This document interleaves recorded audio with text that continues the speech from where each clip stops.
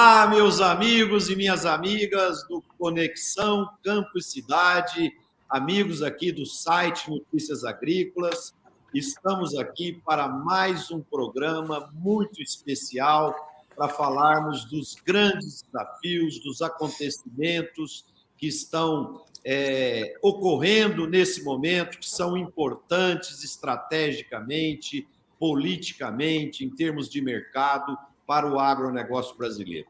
E com o propósito sempre de unir o homem do campo e o homem urbano, né?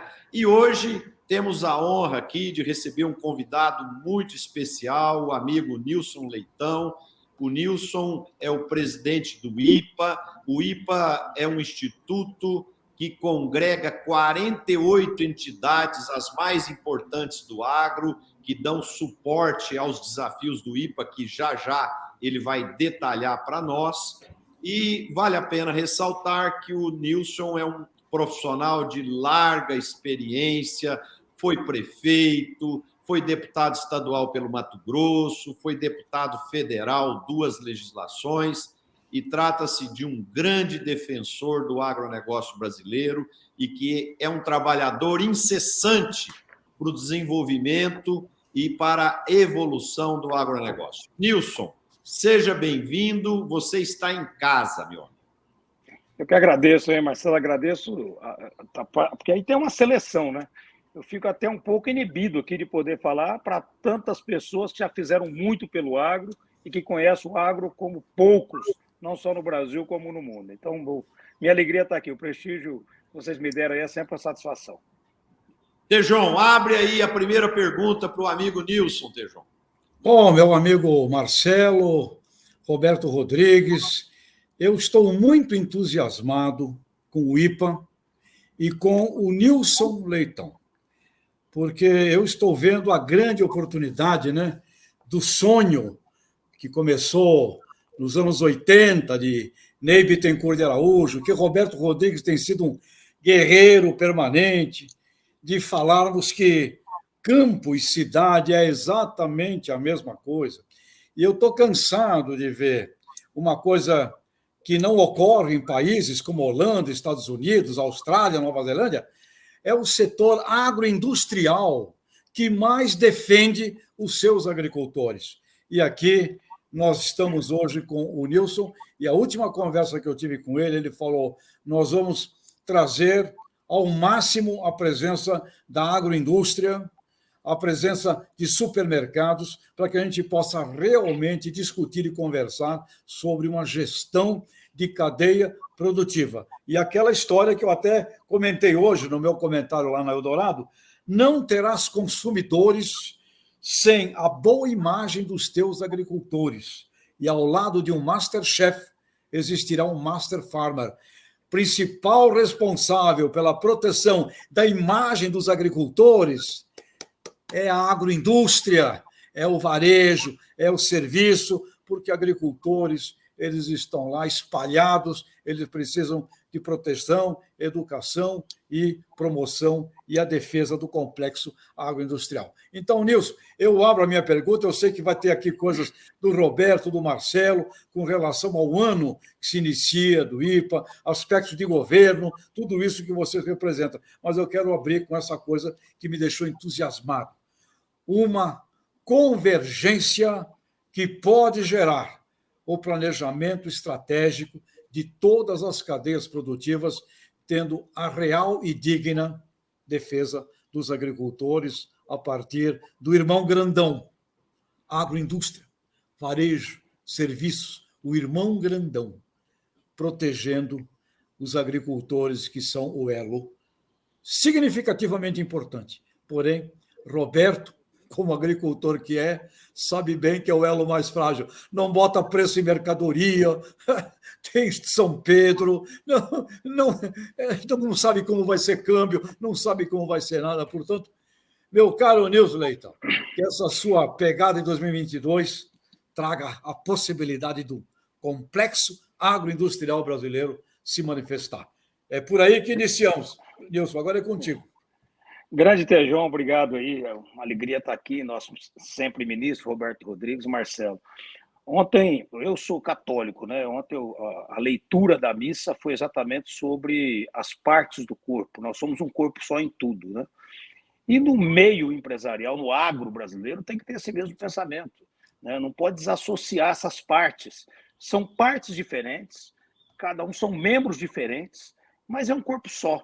Se não tiver a mesma mesa, entendendo que o que um for prejudicado vai repercutir no outro, né? Não há uma torcida de um contra o outro, tem que ser uma junção de tudo isso, tem que ser um corpo único, um corpo uno ali, sentado à mesma mesa, discutindo justamente as demandas, as dificuldades, e não é uma luta da agroindústria contra o produtor, não pode ser uma luta, né, do supermercado contra aquele que industrializa aquele produto para chegar até ali, não deve ser assim.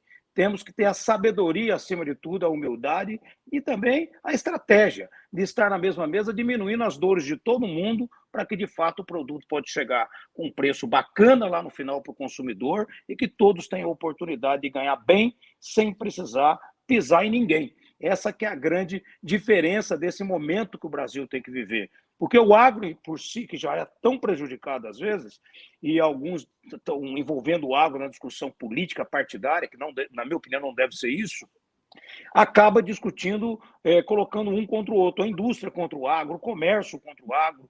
O grande concorrente do agro não está dentro do Brasil. O grande concorrente do agro são os produtores, a agroindústria de outros países que querem concorrer justamente naquilo que é salutar, que é na concorrência comercial. Mas aqui dentro nós precisamos estar à mesma mesa. Eu acho que essa é a grande beleza que o IPA pode promover, porque nós temos lá todas as entidades. Nós temos o produtor, nós temos a agroindústria, nós temos parte de pesquisa, nós temos a máquina, nós temos todos os setores que, de fato, têm interesse no desenvolvimento do Brasil e, às vezes, se antagoniza, né, em alguns pontos, né? No tema da recuperação judicial, num tema, talvez, tributário, numa peculiaridade ou outra, mas, no geral, naquilo que interessa ao conjunto, estamos ali na mesma caixa. E isso diminui um pouco esse conflito e também começa a enriquecer um pouco mais o debate, começa a amadurecer mais o debate. Eu sou presidente do IPA pelo assento da CNA, eu trabalho na CNA, e a CNA me deu a oportunidade de disputar essa eleição do IPA e ser o presidente do IPA, e o grande desafio é esse, fazer com que o setor do agronegócio possa estar com uma agenda única de Brasil, uma agenda única de emprego, de renda, desburocratização, de eficiência, e, é claro, entendendo que, às vezes, vai ter os embates. Esses embates ele vai ser reduzido, diminuído, pelo interesse maior, pelo objetivo maior, que é pelo Brasil. Ô, Nilson, nós somos latinos, né? Nós brasileiros somos de origem latina. E o latino tem uma certa tendência, um viés de individualismo, é uma característica natural da cultura, né? E o que a gente tem visto em grande parte de diferentes negócios, de diferentes setores, as pessoas pensando cada vez mais como indivíduos, né? Buscando o seu interesse individual, mas o que a gente percebe é que essa visão é míope, as pessoas não veem que muitas vezes você articular uma cadeia produtiva, você abrir mão de algumas convicções em prol de um bem maior, né? A médio e longo prazo, todo mundo ganha com isso, né? Por exemplo, você falou também numa visão de Brasil, a gente está vivenciando momentos onde os nossos líderes pensam muito nas suas empresas, nos seus partidos políticos, no seu município, no seu estado, na sua região, mas poucos líderes pensam no Brasil como um todo. O que nós podemos fazer para mudar essa mentalidade?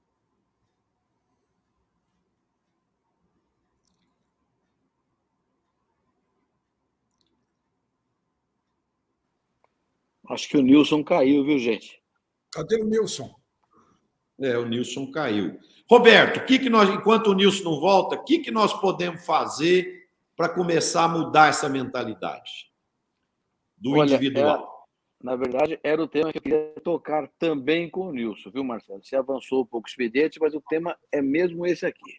Nas últimas eleições, em 2018, nós trabalhamos as entidades de classe todas num plano de Estado para desenvolver o agronegócio brasileiro, e saiu esse livro aqui, O Agro é Paz, que é conhecido.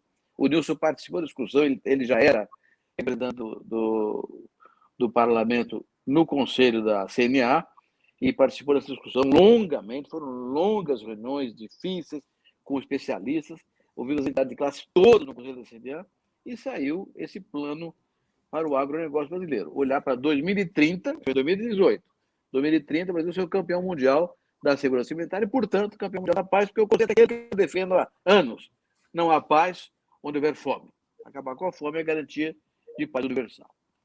E esse trabalho é muito bem feito, porque são vários consultores, ouvindo as entidades de classe todas. A própria Tereza Cristina Moreira diz, olha, esse livro é o... o Nilson botou aí. O Nilson... Mas continua aí, Roberto, continua. Caiu aqui, não sei porquê, mas caiu. Você ouviu a pergunta, Nil? Ouvi a pergunta, sim. Você falou Então, sobre o respondeu. individualismo e isso prejudica, né? Uhum. Na verdade, eu acho que o agro... Por favor, Roberto. Deixa eu complementar, Nilson, porque a pergunta do Marcelo, na verdade, era o alicerce da minha discussão com você. Você participou conosco da discussão na eleição do ano passado, na última eleição, desse plano aqui, que nós acabamos sacramentando no Conselho da CNA com as entidades do agronegócio todas. Não era o IPA, mas eram entidades que compõem o IPA de qualquer forma. Então, era toda uma articulação dos segmentos do agronegócio brasileiro trabalhando juntos para montar esse programa. E é um programa para transformar o Brasil, até 2030, no campeão mundial da segurança alimentar e, portanto, da paz. E não haverá paz, não haverá fome. Esse era o conceito. Um trabalho muito bem feito, em que está tudo tratado, crédito, comercialização, mercados, a questão de sustentabilidade, meio ambiente, está tudo tratado. Cooperativismo, tudo está bem tratado aqui, com detalhes, riqueza de detalhes. Mas hoje, Nilson, eu estava ouvindo a sua conversa, respondendo a pergunta do Tejão, e eu acho que você, com a sua cabeça, com a sua competência e com o seu conhecimento, sua visão holística das coisas, botou o dedo na ferida central nossa. E é o seguinte, nós não podemos fazer um plano para o agro. Você falou isso. É um plano para o Brasil. A discussão agora, Nilson, transcende realmente as questões ligadas ao agro. Você já tratou disso aí. Mas, então, eu queria colocar temas nessa discussão, que o Tejão já provocou ligeiramente, o Marcelo também, que tem a ver, por exemplo, com o papel do Estado num novo modelo de governo no mundo contemporâneo. Qual é o papel do Estado? Qual é o tamanho dele? Aonde que a gente agir, onde tem que fazer apenas as regras e participar da fiscalização dos controles das coisas que são definidas pelo Congresso Nacional. O Estado não é o governo, é tudo junto, né? Então, como é que nós vamos pensar no papel do Estado? Como é que os candidatos têm que se manifestar sobre isso? Eu tenho que ouvir o candidato pensa no papel do Estado. O papel do Estado não é crédito rural para nós, é educação básica. Se educação básica, não vamos ter educação superior de alto nível.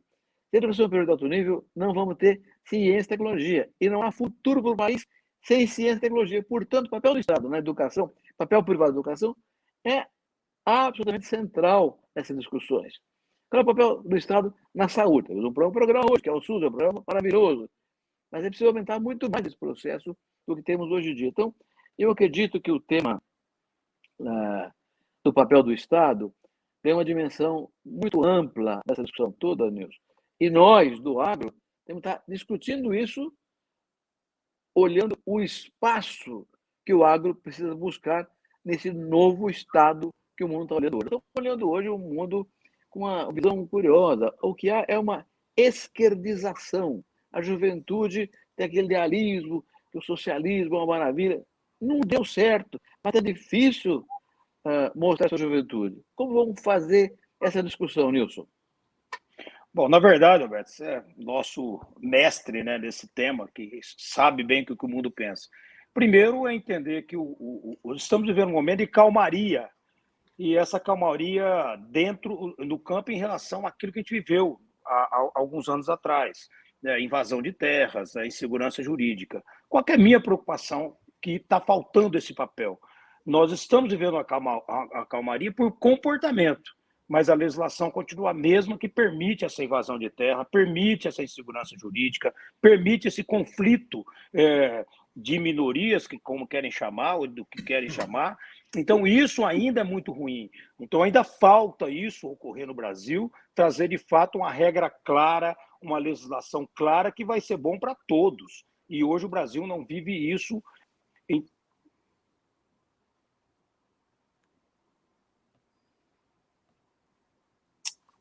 Que pena, caiu de novo. Nós estamos sofrendo isso exatamente porque o Brasil não tem essa segurança jurídica. O papel do governo é reduzir o custo de quem produz, reduzir o custo do agro como um todo, dar segurança jurídica, aprovando aquilo que está no Congresso Nacional, é um papel do Estado brasileiro, que ainda não conseguiu chegar. Estamos vivendo um país com uma tecnologia super avançada, batendo recorde de produção e de exportação. Mais uma vez, esse dezembro de 2021 foi 36% maior do que o dezembro de 2020 no nosso agro, mas ainda estamos discutindo os temas do século passado. A segurança jurídica fundiária, a trabalhista, ambiental, né? A nossa estrutura logística, que ainda tem aí uma promessa de futuro, mas o que está acontecendo de fato nesse momento ainda não está colocando em prática aquilo que o Brasil precisa. O papel do Estado brasileiro é simplesmente trabalhar para diminuir o custo de quem produz. Diminuindo o custo de quem produz, automaticamente vai gerar mais emprego, vai gerar mais renda, nossa concorrência vai ser muito maior com os outros países. O papel do Estado é somente esse, não é mais nada, além de 3 ou 4 pontos que o Brasil precisa modernizar sem medo de errar. Esse é o grande papel desse país nesse momento e qualquer presidente que assumiu o nosso Brasil.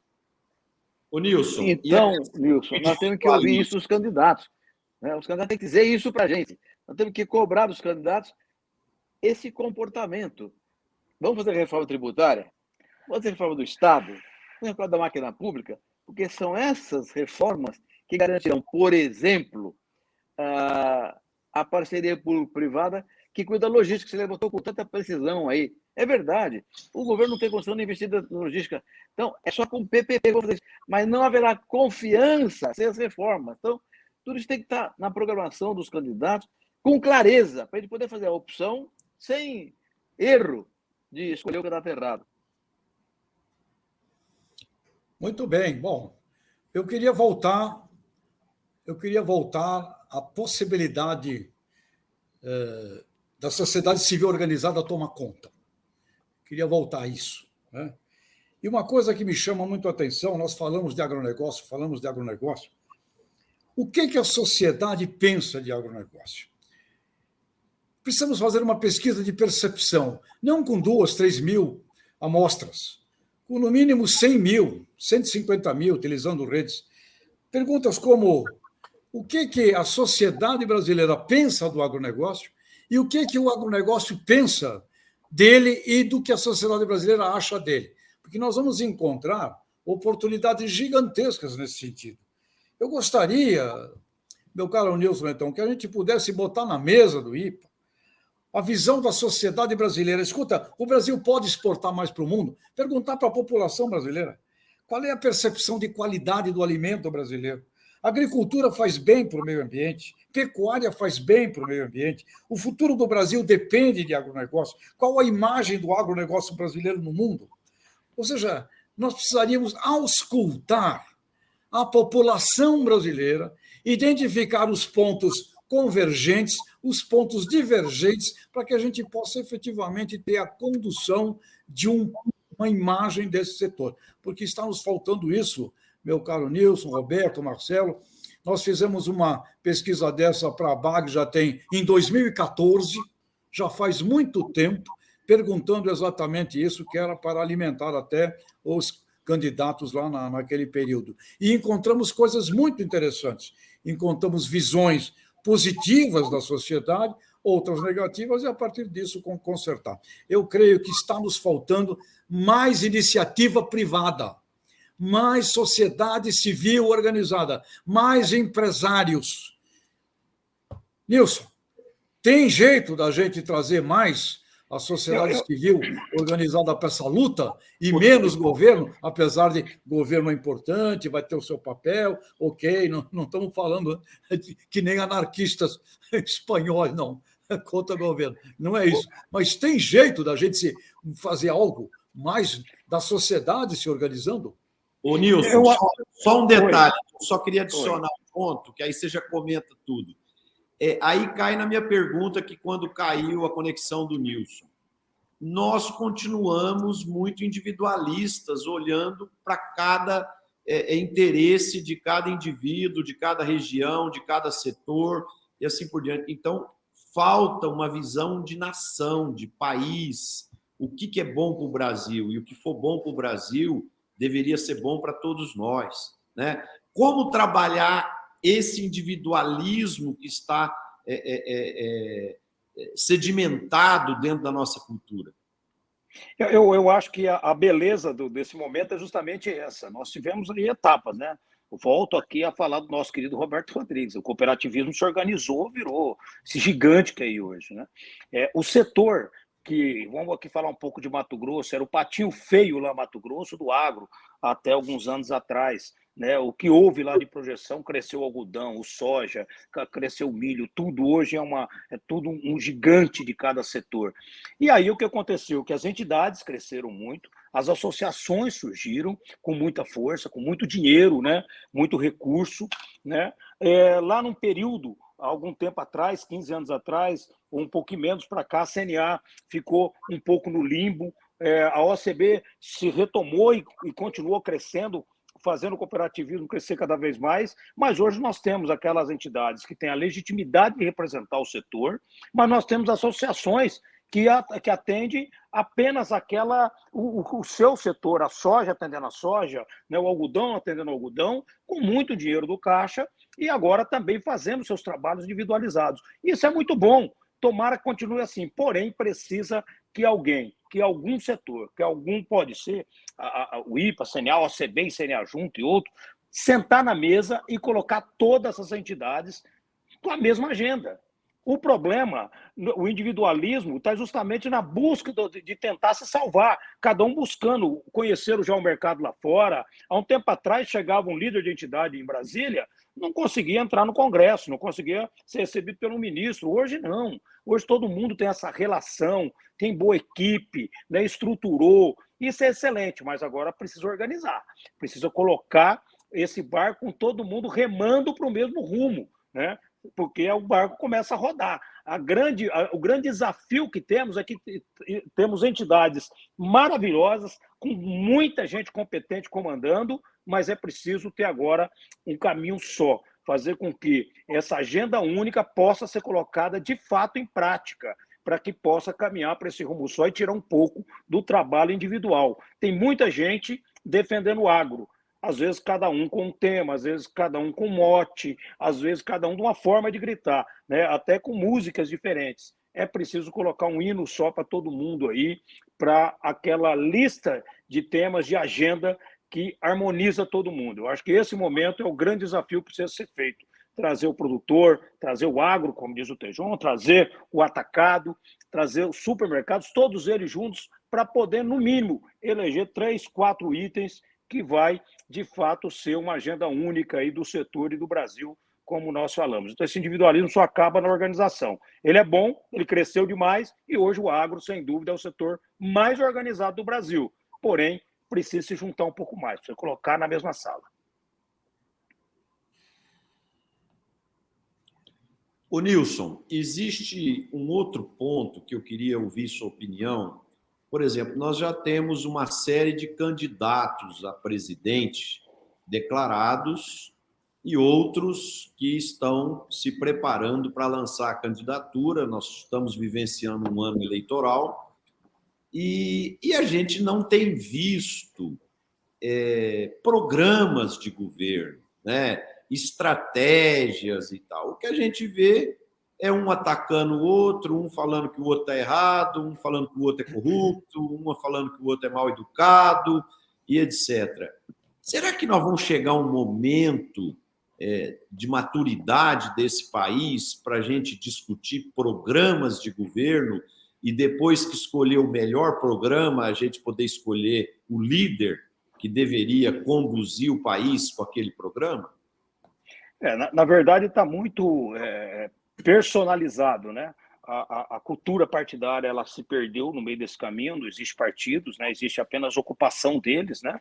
Para o momento da eleição, e isso é muito ruim. Os países que deram muito certo na democracia porque tem partidos fortes, né? Não são as pessoas que são fortes, os candidatos são escolhidos nas prévias, que é uma luta enorme, o caso dos Estados Unidos. O Brasil ainda está fugindo disso, está dando uma curva aí bastante triste em relação às questões partidárias. Então, as pessoas estão acima, muito acima dos partidos, né, e isso tudo não se cria um programa que, de fato, pode identificar, se olhar para aquele partido e falar, eu sei que aquele partido ele tem essas intenções, aquele tem essas intenções. Nossas intenções acabaram sendo individualizadas na pessoa de cada um e de forma obscura. E, nesse momento, é isso, é um ringue. Parece aquelas coisas que antecipavam aquelas lutas de boxe antigas, né? Onde os concorrentes se degladiavam pela imprensa para poder atrair o público para o palanque. E a briga mesmo acontece lá dentro do ringue. Mas eu acho que aí eu volto naquilo que foi falado, a sociedade civil, as entidades têm que cobrar isso, têm que estabelecer aí uma cobrança para que comecem a falar de fato do que será esse Brasil a partir de 2023. Quais são os programas que serão colocados, que não conseguiu fazer até agora, que precisa ser feito, né? Então, não dá nem para fazer juízo de valor, porque está tudo se misturando, né? Inimigos de ontem são amigos de hoje, e assim vai se construindo um novo cenário, um novo quadro aí dessas eleições de 2022. É muito importante isso de que se coloque, se estabeleça, se cobre, seja muito rígido com isso o setor que gera emprego e gera renda. Olha, queremos ouvir propostas, queremos saber o que não deu certo agora, que pode e deve dar certo ali para frente, né? O que queremos de novidade, de avanço para o Brasil. Isso é o ponto principal. Sem o debate do programa, sem o debate do projeto, é muito difícil você saber o que vai ocorrer com o país. Temos que debater intensamente o programa, o projeto, não é, Roberto? Eu acho, e o Tejão, é isso mesmo, o Tejão, o Marcelo, e o Nilson, particularmente. Nilson, você com a tua liderança pessoal, teu conhecimento, tua experiência vasta nessa área, eu acho que o IPA precisava chamar a si a coordenação dessa discussão toda aí, envolvendo todos nós, a BAG, FGV, a OCB, CNA, todo mundo, porque todo mundo tem interesse no mesmo assunto, né? E, naturalmente, reconhecendo que existem temas específicos para este ou aquele setor, mas o que importa é a Avenida Central, a grande Avenida Central, que vai interessar todo mundo, na questão tributária, questão fiscal, comércio internacional, enfim, regras, sustentabilidade, né, competitividade, são as coisas essenciais para todos nós. Então, acho que o IPA precisava coordenar essa discussão. Nilson, vamos ter reunião amanhã do Conselho, era essa coisa para lá, e conte com a gente aqui. E nós aqui, no Conexão, podemos ser uma espécie de frente de debate. Vamos abrir essa discussão toda semana para debater as ideias que surgirem no IPA. Perfeito, Roberto. Eu acho que o IPA ele deu esse avanço, é o momento de acontecer isso. Ele tinha um papel muito de retaguarda. A Frente Parlamentar da Agropecuária fez a grande diferença para o setor nesse período. Tem que reconhecer o trabalho dos parlamentares que defenderam o setor, que evoluiu, que conseguiu aprovar muitas coisas importantes para o agro e para o Brasil, graças a essa frente organizada. E agora o IPA, de fato, tem que dar esse passo aí, respeitando o seu papel, entendendo que quem vota são os parlamentares, e hoje no comando do deputado Sérgio Souza, fazendo um belo trabalho em tempos difíceis, mas é isso. O IPA, com as 48 entidades, tem uma oportunidade enorme, inclusive, de construir uma proposta, né, de fazer um bom rascunho aí para que os candidatos possam trabalhar com isso, entendendo o que é de fato a necessidade. Porque com as entidades que tem ali, e aqueles que vivem o comércio exterior, o balcão de negócios lá fora, a agonia do nosso cliente internacional, o que ele quer do Brasil, é importante ouvir isso também, né? E a gente conseguir construir uma nova linguagem, entendendo que a política precisa compreender o papel do agro, e o nosso produtor, a nossa agroindústria, tem que compreender o papel do mercado. O que estão exigindo? É um cuidado maior com as questões ambientais, que a gente tenha coragem de debater isso, sem nenhum problema, sem nenhum preconceito, sem ideologia, com as coisas as claras? Eu não tenho dúvida nenhuma. O maior desafio que o Brasil tem, e eu não tenho dúvida, e a maior malandragem que o Brasil pode ter para poder vencer qualquer falácia que tem em relação às questões do Brasil tem é só falar a verdade. Então, a malandragem do Brasil é falar a verdade sobre o que produz, como produz, e eu tenho certeza que nós vamos vencer essa etapa. E o IPA, sem dúvida nenhuma, vai contar, né, com essas cabeças aí maravilhosas. Aí eu quero ser só um instrumento de poder estar na mesa e motivando todo mundo para poder fazer com que isso saia do papel e se transforme na realidade que o Estado brasileiro tem que fazer.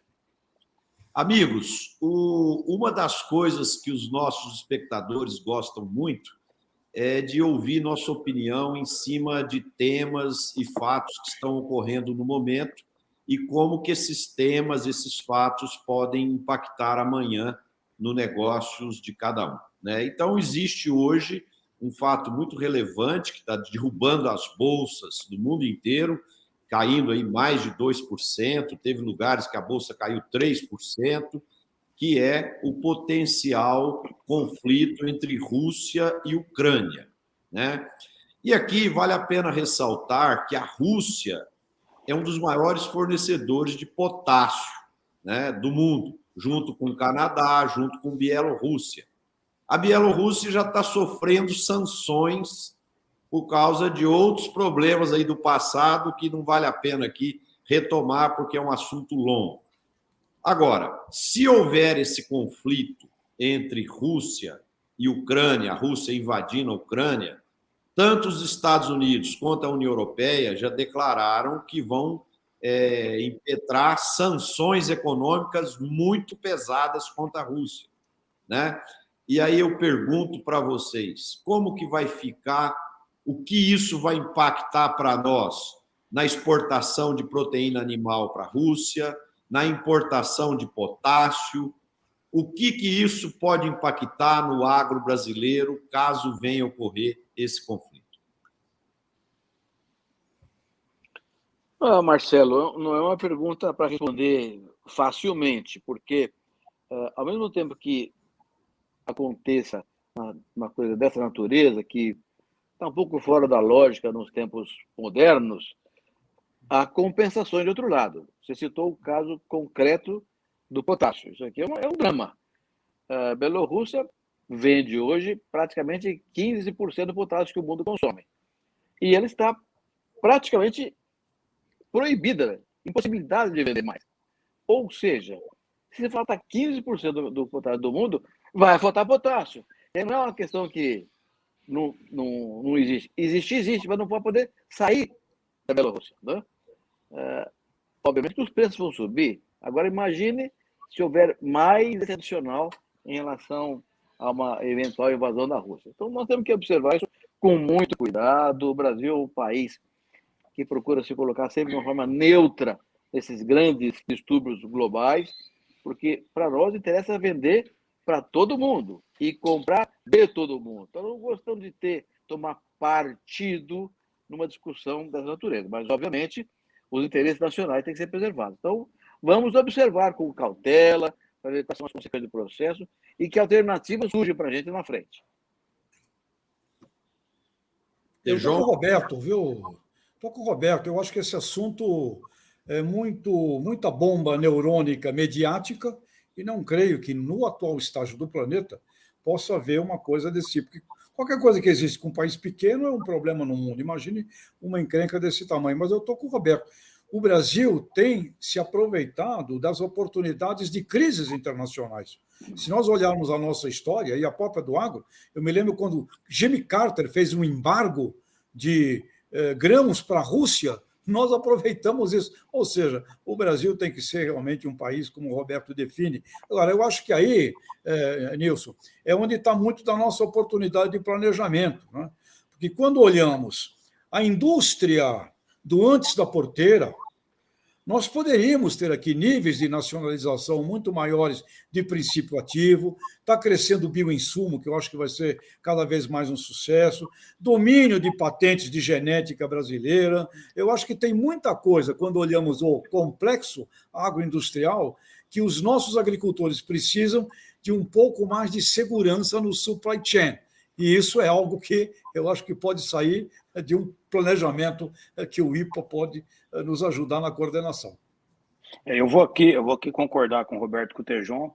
Bom, se meter em briga naquela região, eu tive a oportunidade de estar lá, viu, Roberto? Eu desci na mina de potássio lá da Bielorrússia, de Belarus, 750 metros do solo, e visitei o próprio potássio ali sendo escavado, sendo retirado. Uma visita à época, e o Brasil tem um desequilíbrio enorme, né, com a balança comercial de Belarus, ainda com problema de exportação de carne para lá, a Rússia liberou, outros países não, mas essa guerra é deles há muito tempo, não é de agora, e eu acho que o Brasil tem que ser o gente boa aí, tem que ser sempre ele não entrar nessa seara, O Brasil tem que aproveitar e, além do porquê, é dependente, né, de toda essa importação desse potássio, e é um problema que o Brasil deveria exatamente acordar para começar a resolver internamente isso, né, com a sua exploração interna do seu potencial, e não continuar nessa dependência enorme. 92% do que a gente importa, não só do potássio, mas da área de química, praticamente vem tudo de fora, e essa crise é uma coisa atrás da outra. O Brasil precisa realmente... Oi, Marcelo, essa resposta do Nilson é muito importante, né? Nós importamos 92% do potássio consumido aqui no país e 85% de todo o fertilizante que compramos e usamos no Brasil hoje. Então, a dependência é muito grande. Aliás, não é por outra razão que o governo criou uma comissão na área estratégica da Presidência da República para discutir um plano de fertilizante para o país do longo prazo. Esse trabalho estava sendo anunciado pela ministra Tereza Cristina, estive com ela na semana passada, é um tema fundamental, mas vai requerer investimentos gigantescos, questões burocráticas muito sérias, na área ambiental, por exemplo, cujo resultado não será rápido. Nós vamos depender de importação muito tempo ainda, né?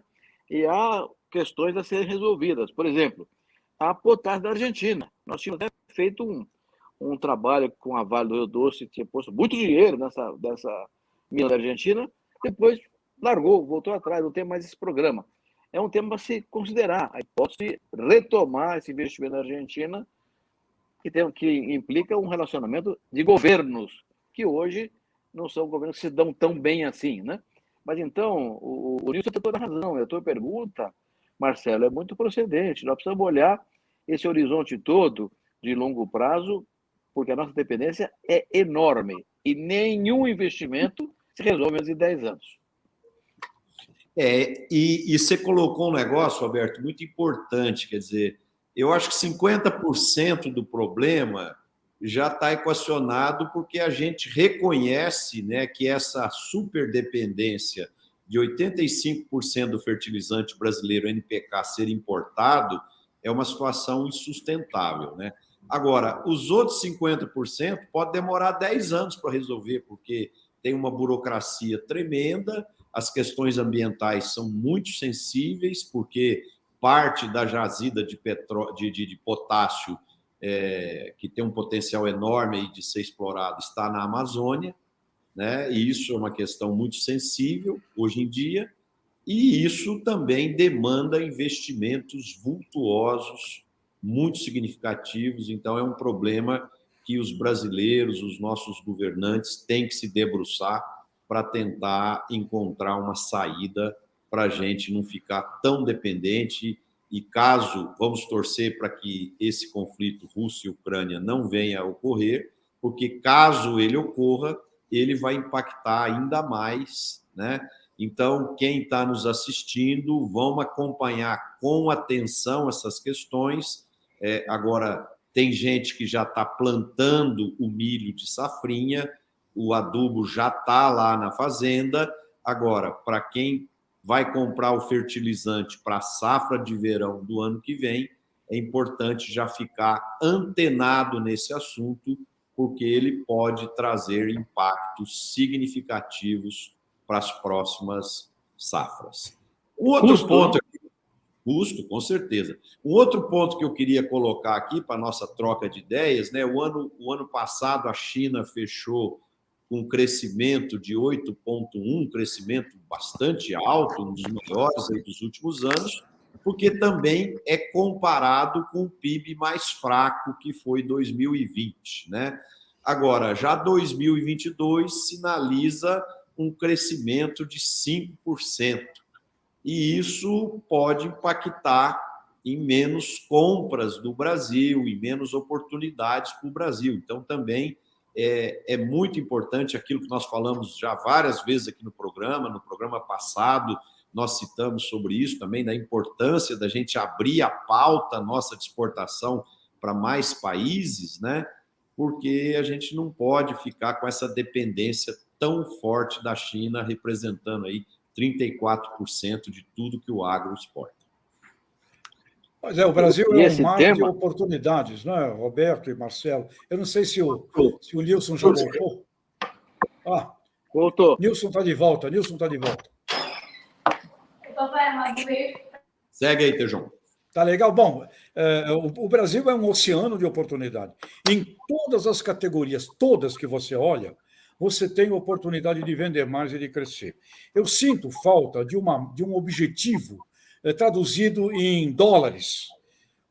Quando você pega o antes da porteira, dentro da porteira, pós-porteira, planetário, ele envolve cerca de 20 trilhões de dólares. O antes, o dentro e o pós do mundo. 20 trilhões. O nosso PIB do antes, dentro e pós, com a taxa de dólar atual, deve estar dando 350 bi.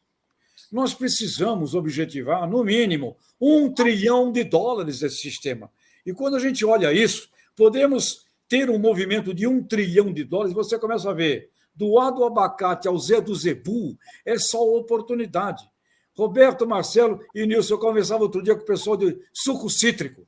Nós somos os maiores do mundo, nós somos os maiores exportadores da Europa. Eu falei, mas quanto consome de suco cítrico na Ásia? Nada. Se nós olharmos o desenvolvimento do mercado asiático para suco de laranja, você tem que fazer uma outra citricultura no Brasil. Então, é só oportunidade. Eu acho que nós nos perdemos distraídos com um monte de coisinhas que vão aparecendo, vão brigando, e está nos faltando, de novo, e quero insistir, um planejamento estratégico e uma meta. 1 trilhão de dólares em 4 anos, porque é isso que vai gerar emprego, é isso que vai gerar PIB, é isso que vai gerar tudo. Senão a gente fica aqui conversando, e eu acho que nós já tem muito diagnóstico. É hora de chutar em gol, é hora de botar a bola dentro da rede do planeta, e o Brasil pode fazer isso. Mas, Nilson, já que você aí, que você caiu, mas já voltou. Eu estou aqui hoje dando trabalho para você, né, com essa minha rede aqui. Ó. Bom, João, eu penso exatamente no sentido de que é isso, tem que objetivar o que o Brasil precisa. O Brasil, às vezes, fica discutindo muitos temas que não vai a lugar nenhum. Então, você discute tudo, que às vezes aquilo que é o nosso entrave, aquilo que é o nosso encalço, né? Toda vez o Brasil chega lá fora, alguém fala desmatamento, o Brasil inteiro fica tonto, né? Não sabe como responder isso, quer bater, quer combater.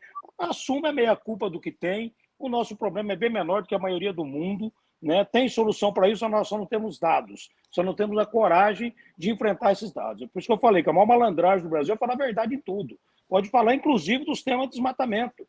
Pode falar tranquilamente, enfrentar quais são as mazelas, tem que resolver isso, virar essa página. E o Brasil pode muito mais hoje se não estivesse discutindo apenas os detalhes. Ele gasta muito no filé mignon e economiza no palito de dente. Nós precisamos ter tecnologia, né? Hoje o Brasil, esse Brasil real ali do campo, ele precisa ter essa descentralização, ele precisa ter uma resposta muito mais rápida para o nosso produtor, entender o que precisa, de fato, poder evoluir. Nós estamos discutindo aqui temas, como você disse, de ter um resultado financeiro muito maior, mas nós estamos ainda usando produtos de defensivo agrícola da década passada, né? Nós não temos aí um dado oficial do que é desmatamento legal e do que é ilegal. Nós não temos esse dado oficial, nós não temos esse dado. Eu sou defensor de que o setor precisa assumir isso, precisa assumir de verdade, não terceirizar mais esses dados. Assumir, olha, os dados verdadeiros do agro é esse aqui que o agro está mostrando. Se alguém quiser falar o contrário, que prove o contrário. Não, o agro não pode mostrar porque é interesse dele. Não, é interesse do Brasil. O agro não é um problema do agro e nem uma solução do agro. O agro é uma solução para o Brasil e quando tem problema, é um problema do Brasil, é de todos, é de todos. Então, por isso, não pode ter mais medo de alguns debates enfrentar de verdade esses debates, mas de forma tranquila, de forma altiva, verdadeira, sem correr do pau, mas, acima de tudo, discutir aquilo que vai, de fato, dar resultado. O que precisa dar resultado? A segurança jurídica, o direito à propriedade, o crédito barato. O restante, o brasileiro faz. Se tiver, de fato, um sistema de financiamento que vai o próprio agro se autoproduzir em cima disso, hoje tem dinheiro sobrando no mundo e não consegue entrar no Brasil esse dinheiro com os juros que está se praticando lá fora. O juro com quase zero lá fora, e o Brasil não consegue pegar 1% aqui, a não ser poucos que conseguiram se instalar lá fora. Então, o Brasil precisa tirar esse preconceito, garantir essa segurança, captar investimento cada vez mais, produzir e ver quais são os gargalos de um país. Eu dei um exemplo esse dia para o Tejon de Mato Grosso. 90% do que consome Mato Grosso, do que se come lá, é em cima de caminhão que chega, não é produzido lá. É um grande produtor de algodão, de milho, de boi, de tudo, mas aquilo que come no dia a dia não é da abobrinha, não é da cebola, não é do dia a dia. Então, isso tudo também é riqueza. Há riquezas regionais precisam ser revistas. O Brasil não é só do balcão para fora. O Brasil precisa ser revisto justamente nesse sentido. Nós temos 4,5 milhões de propriedades no Brasil vivendo na pobreza. Na pobreza. Alguns, muitos de Bolsa Família, e outros vivendo com um salário básico aí para uma família. Então, precisa sim. O agro está fazendo muito, faz muito, mas o Brasil precisa virar a página desse século passado, olhar para esse futuro, e quem vai conseguir fazer isso de fato é através da sociedade civil organizada, do agro, as entidades, todo mundo de fato mudando um pouco, deixando de cuidar só do seu campinho, só dos seus ovinhos, e todo mundo podendo trabalhar para esse mundo para frente. Nós temos, como disse, números para tudo. Agora precisa de prática, precisa fazer de fato acontecer esse Brasil que ainda não está acontecendo como deveria. Ainda somos o frete mais caro do mundo, ainda somos muita coisa mais cara do mundo, exatamente porque precisa tirar do papel muita coisa. Mas ainda temos aí o alento de ter boas cabeças pensando nesse Brasil do amanhã. Uma coisa interessante que está acontecendo no mercado, nós estamos falando aqui muito sobre a importância de visão de cadeia integrada, né? Mas está acontecendo também a integração de diferentes cadeias, formando verdadeiras redes entrelaçadas ali de integração nos negócios, né? Por exemplo, a semana passada a Bunge comprou 33% da Sinagro, que é um grande distribuidor de insumos agrícolas da região central do Brasil, aqui do Cerrado, né? E a Sinagro já era controlada por uma indústria de defensivos, a UPL, que é uma indústria indiana, né? Então, agora a Bunge é sócia. E o que acontece isso? Quando você integra o insumo agrícola e a originação do grão, você cria uma força muito grande de competitividade. Então, esse é um fenômeno muito interessante para ser observado nas diferentes cadeias, porque quanto mais as cadeias se integram, mais competitivas elas se tornam. Perfeito, é isso. É tentar diminuir o custo, né? Tentar diminuir o custo. Eu sei que uma vez eu vi a palestra do nosso ministro Roberto Rodrigues tratando do assunto do custo Brasil. Faz tempo, muito tempo, viu, ministro? Eu acho que foi uma palestra que você fez há uns 8 anos atrás, 9 anos atrás. E ela está muito atual ainda para muitas coisas. Eu acho que você deveria fazê-la novamente para acordar tanto os setores que produzem, porque tem muita coisa que a gente espera do governo, mas tem muita coisa que a gente espera do próprio setor. É o setor, de fato, se movimentando para reduzir esse custo para a maioria.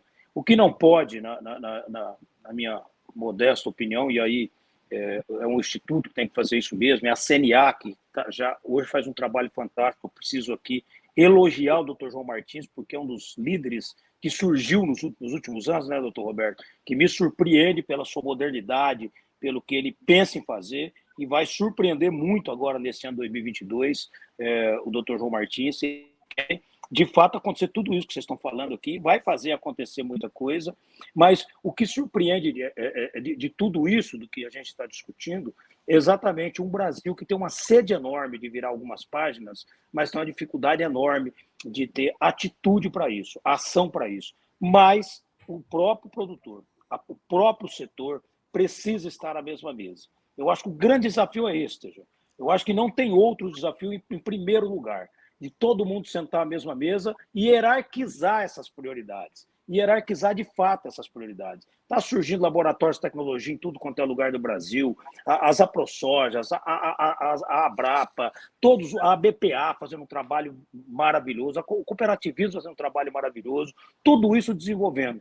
Mas ainda tem aquela velha situação, ninguém tropeça em montanha, só tropeça em pedra. E tem pequenas pedrinhas no meio desse caminho que a gente precisa resolver urgentemente. E precisa resolver agora, nesses próximos 4 meses, algumas coisas. Mas, infelizmente, com janela aberta para mudança de partido, isso, o que é consequência disso? A janela aberta para mudança de partido significa que não vai ter comissão funcionando no Congresso até abril, porque a janela fecha em abril. Então, não vai funcionar o Congresso Nacional até abril, infelizmente. Essa é a má notícia, né, que vai acontecer. Vai acontecer o Congresso, aquilo que já está pronto. Agora, o que depender de comissões, não irá funcionar o Congresso Nacional. Então, vamos perder até abril. É um grande problema. Você foi deputado federal, você tem experiência e eu queria ouvir sua opinião. Precisa desse tanto de partido, Nilson? Se tivesse 2 ou 3, 4, não seria suficiente, Nilson? Mas vai se buscar agora a federação, se acontecer. Eu nunca fui muito favorável a ela, mas é uma alternativa para esse momento, porque a federação é diferente da coligação. A federação, os partidos que se unirem agora na eleição, é obrigado a ficar os 4 anos juntos, será um só líder para todos eles. Então já muda um pouco, né? Não tira o fundo partidário, não tira nada disso. Mas o que resolve, de fato, é a cláusula de barreira. Mas para cada eleição que se endurece, vem uma pré-eleição para amolecer. Então, você vem dando ainda a oportunidade para manter. Já era para ter apenas 12, 13, com o que foi aprovado em 2015. Não vai conseguir fazer isso ainda. Teve partido que não conseguiu ter os 9 parlamentares para ter tempo de televisão em fundo partidário e a coisa acabou mantendo a quantidade que tinha. Muita gente querendo construir novos partidos, fazer novos partidos, ao invés de fundir. E, por último, um problema seríssimo. Não sei se vocês sabem, mas a maior quantidade de ação de inconstitucionalidade, direta de inconstitucionalidade, as ADINs que estão lá no STF, são impetradas por partidos políticos, a grande maioria, a maioria, na verdade. Primeiro lugar do ranking são os partidos políticos que entram. E, geralmente, quem que entra com essas ADINs? Contra o agro. Né? Alguns partidos de esquerda, como o PSOL e outros partidos que, às vezes, só tem um deputado. Então, olha como a lei ela é capenga. Ela não permite que esse partido tenha fundo partidário, não permite que ele tenha tempo de televisão, mas permite que ele represente como se fosse um grande partido e paralisa uma lei no Congresso Nacional, aprovada, às vezes até sancionada já.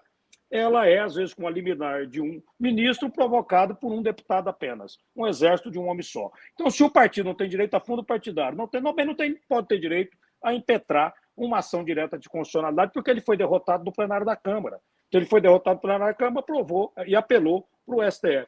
É claro que essa quantidade de partido, a forma, o modelo que o Brasil tem no Legislativo ainda precisa ter uma mudança. Aliás, eu sou autor de uma PEC que reduz a quantidade de parlamentares no geral. Né? É um pouco polêmico isso, mas reduz para o tamanho do Brasil, para o tamanho do nosso orçamento, para o tamanho do nosso território. Nós temos 100 milhões de habitantes menos que os Estados Unidos, mas temos mais parlamentares do que nos Estados Unidos.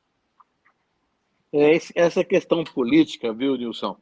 Nós não estamos discutindo muito aqui no Conexão, porque implica, às vezes, disposição meio complexa. Mas, lógico, um tema relevante. Por exemplo, o fundo eleitoral. Né? 4 bilhões e 700 milhões vai ser aprovado o fundo eleitoral. O seguro rural teve 1 bilhão só. Agora, com essa seca esse ano no sul do país, Mato Grosso do Sul, o seguro vai ser acionado, não tem recurso para o seguro rural. Então, Eu imagino se metade desse fundo eleitoral, que vai atender meia dúzia de parlamentares, viesse para toda a agricultura brasileira, era um baita sucesso para o país inteirinho e ninguém perderia com esse processo. Então, são temas políticos dessa natureza que precisam ser tratados agora na área eleitoral. Aproveitar a eleição e colocar toda essa temática para discutir, sem que a gente polemize aqui dentro da televisão, mas no IPA, e nós podemos ajudar. Eu acho o seguinte, Nilson, nós aqui no Conexão podemos ser uma espécie de repercussão das discussões do IPA. Pode contar conosco, que der Marcelo, Tejão. Pois é. Agora, eu quero convocar aqui uma categoria que eu acho que ela tem uma responsabilidade imensa na relação dos agricultores com a cidade. Eu quero convocar os diretores de marketing das grandes companhias de marca.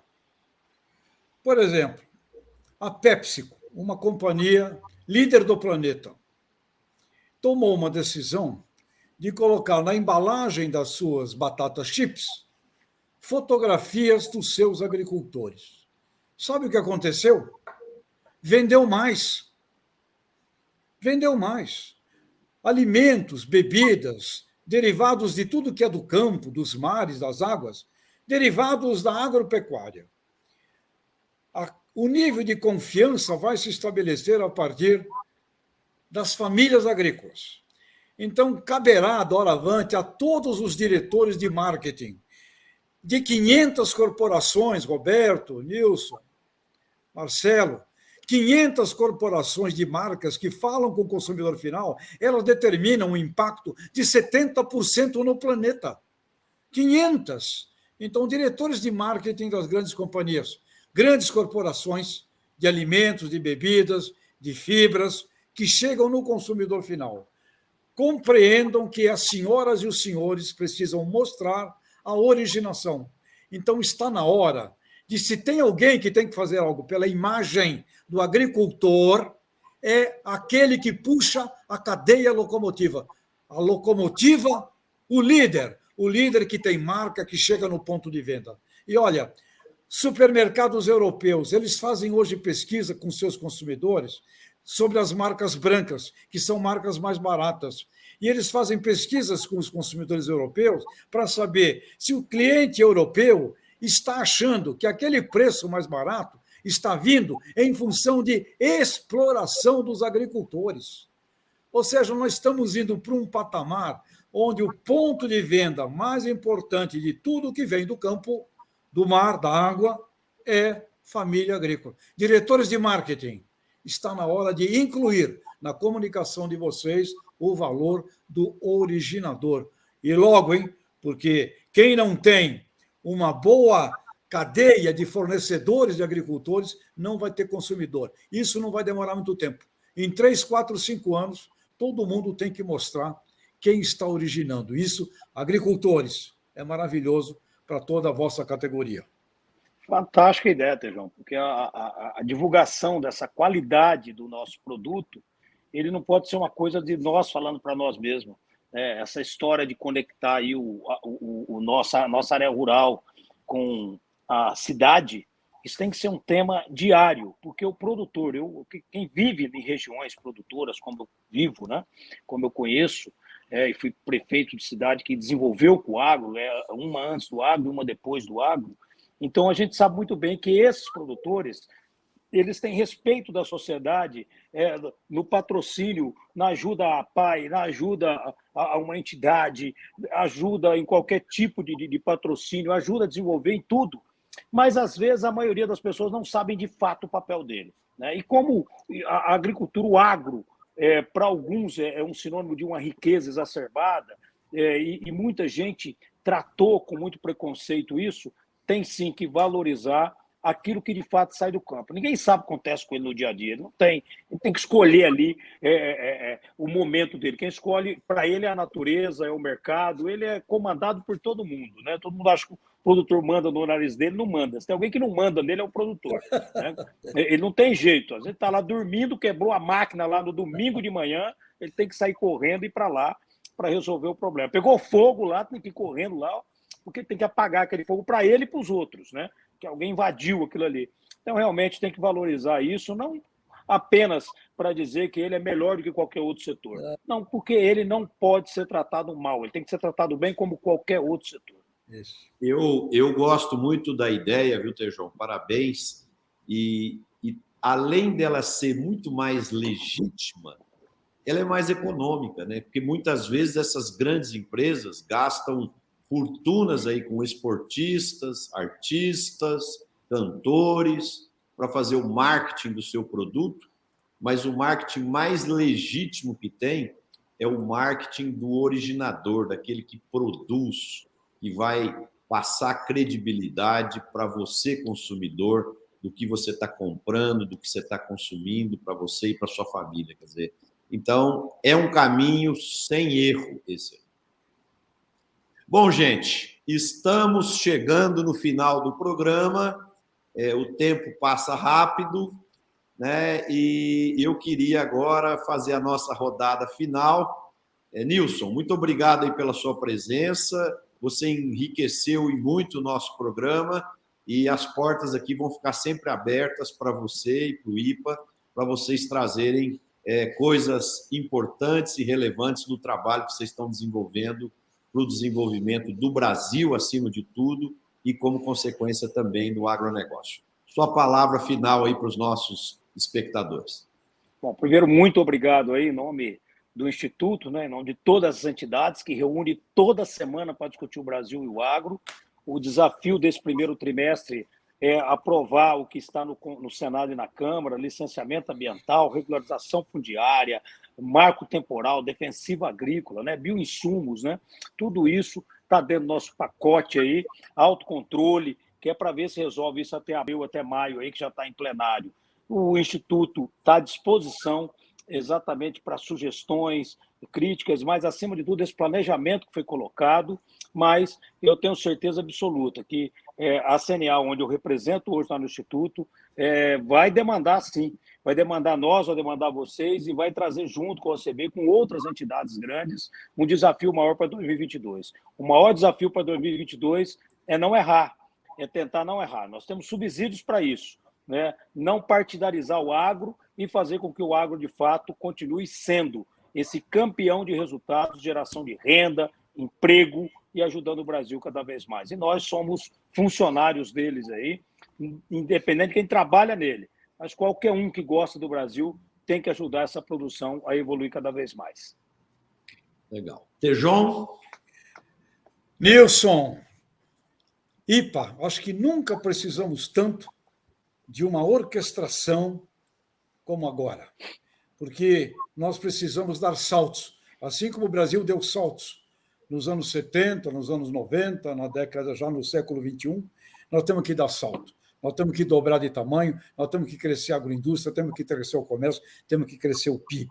Portanto, nós só conseguiremos isso, doravante, com organização. Eu espero que o IPA realize isso e você, o líder, né, o maestro desses vários músicos, vamos ter que tocar a mesma música com partituras que sejam ali compartilhadas e que a gente possa ter uma influência decisiva no PIB brasileiro. Nilson, saúde, sucesso. Obrigado, Tejão. Obrigado. Deus abençoe vocês. Roberto? Bom, Marcelo, obrigado. Eu queria falar uma mensagem, na verdade, para o Nilson, né? Ele diz o seguinte: olha, Nilson, nós temos uma sorte muito grande de tê-lo na coordenação, no comando do IPA. Mais do que nunca, temos que entender que não existe nenhuma ação, nenhum avanço sem os políticos. A política é inerente ao processo democrático. A democracia não funciona sem política e sem políticos.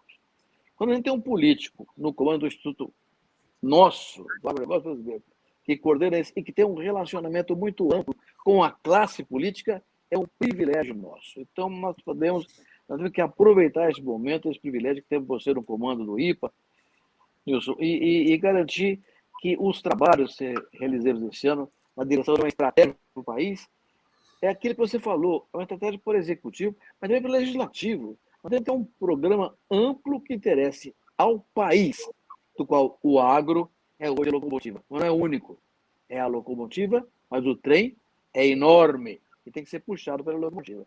Então, precisamos de uma estratégia de governo, de Estado, com a definição muito clara do que cada um tem que fazer, e aí a ação executiva e legislativa tem que ser casada, contemporânea. E nós, eleitores, temos que saber exatamente quem é que vamos escolher com base naquilo que estão propondo para o Brasil. Nilson, a tua responsabilidade é imensa, e nós temos certeza que você tira isso de letra. Os grandes raios só caem nas grandes árvores. Toca para frente aí, grande árvore do agro brasileiro. Obrigado, Roberto. Meu líder. Nilson, parabéns aí pelo grande desafio que você tem nas mãos. Eu acho que você é a pessoa certa no lugar certo. E se eu puder te fazer um pedido, multiplique sempre a possibilidade de nós aprendermos a pensar mais no país e menos nos nossos interesses individuais. Eu acho que esse é um câncer que nós precisamos extirpar da nossa cultura.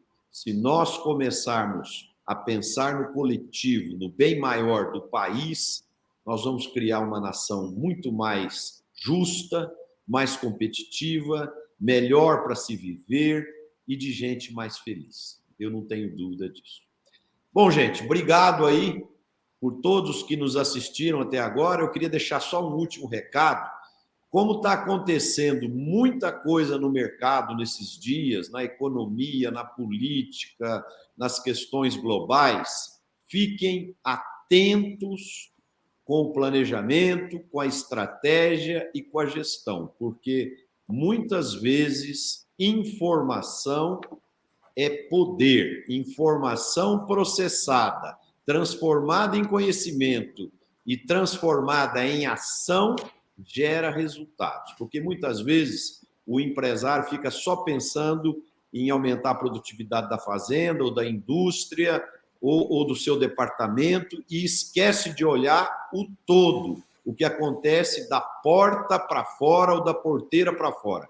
E muita coisa que está acontecendo nesse momento pode influenciar diretamente os resultados do seu negócio. Então, muita atenção com isso, porque informação é poder. Gente, obrigado por tudo, boa semana a todos, um abraço e a gente se vê novamente na próxima segunda-feira, às 5h30 da tarde, aqui no canal Notícias Agrícolas, com mais um programa Conexão Campo e Cidade. Boa noite a todos. Boa noite, um abraço. Um abraço. Um abraço.